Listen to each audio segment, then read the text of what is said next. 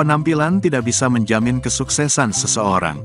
Mereka yang berpenampilan kusut belum tentu hidupnya susah, bisa jadi mereka orang yang sangat kaya. Sebuah video yang dibagikan akun TikTok di Sadara Manaf telah mengajarkan banyak orang, bahwa kaya tidak harus kerja di kantoran dan memiliki penampilan menarik. Dalam video berdurasi singkat itu, memperlihatkan seorang pria dengan kaos dan celana olahraga tampak mengeluarkan gepokan uang dari dalam kardus untuk ditabung di sebuah bank. Pesan apa yang dapat diambil dari video ini? Tulis keterangan unggahan video tersebut. Pria itu bahkan hanya menggunakan sendal jepit saat membawa uangnya ke bank. Hingga kini, video tersebut sudah ditonton lebih dari 5 juta pengguna TikTok dan mendapat beragam komentar dari warganet.